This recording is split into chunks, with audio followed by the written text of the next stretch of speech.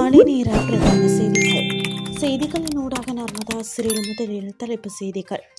முடிவுக்கு வரவுள்ள பரீட்சை மைய கல்வி முறை பிரதமர் அறிவிப்பு. இன்று முதல் புதிய பேருந்து கட்டண திருத்தம் அமல். பொதுமக்கள் ஒத்துழைக்குமாறு கெமனு விஜயரத்ன கோரிக்கை. அதிகாலையிலேயே உக்ரைன் தலைநகரை அதிர வைத்த ரஷ்ய ஏவுகணைகள். இனி விரிவான செய்திகள். மனனம் செய்யும் பரீட்சையை மையமாக கொண்ட கல்வி முறையிலிருந்து விடுபட்ட நடைமுறை மற்றும் திறன்கள் நிறைந்த புதிய கல்வி சீர்திருத்த செயல்முறையை நாட்டிற்கு அறிமுகப்படுத்தி வருவதாக பிரதமர் கரணி அமரசூரிய தெரிவித்துள்ளார். பாலங்கொடை வித்யாலோக மத்திய கல்லூரியின் புதிய 3 மாடி கட்டடத்திற்கான அடிக்கல் நாட்டு விழாவில் கலந்து கொண்டு உரையாற்றிய போதே அவர் இதனை குறிப்பிட்டுள்ளார். அவர் மேலும் தெரிவிக்கையில், எதிர்வரும் 2027ஆம் ஆண்டில் நடைமுறைப்படுத்தப்பட உள்ள புதிய கல்வி சீர்திருத்தங்களுக்கான அனைத்து ஆரம்பகட்ட ஆயுதங்களும் தற்போது மிகவும் திட்டமிடப்பட்ட முறையில் நிறைவு செய்யப்பட்டு வருகிறது. பாடசாலையிலிருந்து உலகிற்கு செல்லும் ஒவ்வொரு பிள்ளைகளும் தங்களின் உள்ளார்ந்த திறமைகளுக்கு பொருத்தமான தொழில் சந்தையில் அதிக தேவையை கொண்டுள்ள தொழில்முறை மற்றும் தொழில்நுட்ப பயிற்சியை வழங்குவது அரசாங்கத்தின் கட்டாய இலக்காகும். பல்கலைக்கழக கல்வியைப் போலவே தொழிற்கல்வியும் சமமான மரியாதையும் மதிப்பும் கொண்ட ஒரு துறையாக மாற்றுவதற்கு எதிர்பார்க்கிறோம். உலகை ஆக்கப்பூர்வமாகவும் விமர்சன ரீதியாகவும் பார்க்கக்கூடிய திறமையான பிள்ளைகள் நம்மிடம் இருக்கும் நிலையில் அவர்களை புதிய தொழில்நுட்பம் மற்றும் அறிவுடன் மாற்றுவதற்கான நடவடிக்கையை எடுத்து வருகிறோம் என பிரதமர் மேலும் தெரிவித்தார். வருடாந்த பேருந்து கட்டண திருத்தம் நேற்று நள்ளிரவு முதல் அமலுக்கு வந்துள்ளதாக இலங்கை தனியார் பேருந்து உரிமையாளர்களின் சங்கத்தின் தலைவர் கெமனு விஜயரத்ன தெரிவித்துள்ளார். வருடாந்த பேருந்து கட்டண திருத்தம் ஜூலை மாதம் 1ஆம் தேதி முறைப்படி அமுல்படுத்தப்பட்டிருக்க வேண்டும். அதன் தொடர்ச்சியாகவே இன்று இந்த பேருந்து கட்டண திருத்தம் இடம்பெறுகிறது. நேற்று நள்ளிரவு 12 மணிக்கு பின்னர் இந்த புதிய பேருந்து கட்டணங்கள் நாடு முழுவதும் உள்ள தனியார் பேருந்துகள் மற்றும் அரசு பேருந்துகள் ஆகிய இரண்டுக்கும் ஒரே நேரத்தில் அமுலுக்கு வருவதாக அவர் குறிப்பிட்டார்.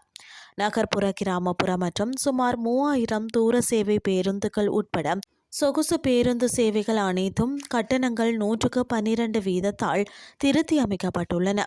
தேசிய போக்குவரத்து ஆணைக்குழு இந்த கட்டணங்களை கணக்கிடும் போதும் ஒருவித முரண்பாடான தன்மையை கையாண்டுள்ளது.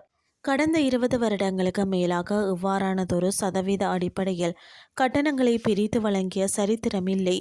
இடைப்பட்ட தூரங்களுக்கு வெவ்வேறு சதவீதங்கள் கணக்கிடப்பட்டுள்ளதால் எதிர்காலத்தில் டீசல் விலை குறைந்தால் கூட இந்த நடைமுறையினால் குறுகிய தூர பேருந்து கட்டணங்களை எவ்விதத்தாலும் குறைக்க முடியாமல் போகும்.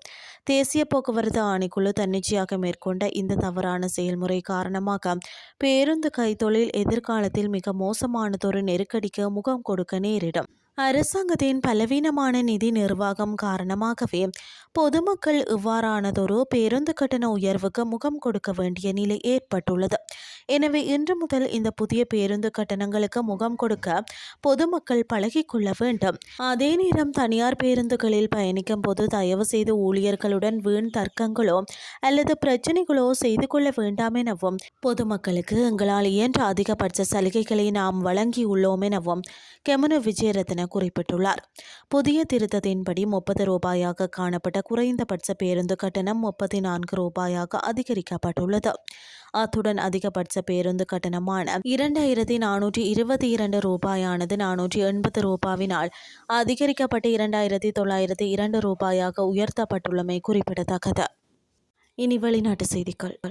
ரஷ்யா அதிகாலையிலேயே உக்ரைன் தலைநகர் கியவ் மீது ஏவுகணை தாக்குதல்களை நடத்தியுள்ளது.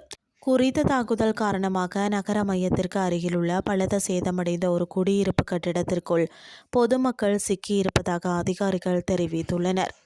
அத்தோடு தலைநகரிலும் அதை சுற்றியுள்ள பகுதிகளிலும் தொடர்ச்சியான வெடிப்பு சத்தங்கள் கேட்டதாகவும் ரஷ்ய ட்ரோன்கள் மீது உக்ரைன் வான் பாதுகாப்பு படையினர் எதிர் தாக்குதல் நடத்தி வருவதாகவும் சர்வதேச ஊடகங்கள் தெரிவிக்கின்றன. இதேவேளை உக்ரைனின் வரலாற்று சிறப்புமிக்க போடில் மாவட்டத்தில் உள்ள ஒரு குடியிருப்பு கட்டிடம் தாக்குதலுக்கு உள்ளாகி இருப்பதாக கியவ் நகர மேயர் விட்டாலி கிளிட்ஸ்கோ தெரிவித்துள்ளார். இந்த நிலையில் கட்டிடத்தின் 7வது மாடி முதல் 9வது மாடி வரையிலான பகுதிகளில் மக்கள் சிக்கியுள்ளனர் என்றும் கிளிட்ஸ்கோ குறிப்பிட்டுள்ளார். மேலும் அதே பகுதியில் உள்ள இரண்டாவது குடியிருப்பு கட்டிடம் மீது சுமார் 3 மில்லியன் மக்கள் வாழும் இந்த நகரத்தின் பிற மாவட்டங்களிலும் இட்ரோன்களின் சிதைவுகள் விழுந்துள்ளதாக அவர் கூறியுள்ளார். முன்னதாக கடந்த வியாழக்கிழமை அன்று கீவ் நகரை நோக்கி ரஷ்யா நூற்றுக்கணக்கான இட்ரோன்களையும் டஜன் கணக்கான ஏவுகணையையும் ஏவி நடத்திய தாக்குதலில் சுமார் 30 பேர் கொல்லப்பட்டனர் என்பதும் குறிப்பிடத்தக்கது. இத்துடன் செய்திகள் யாவும் நிறைவடைகின்றது. அடுத்த இரவு 8:30க்கு எதிர்பாருங்கள். நன்றி.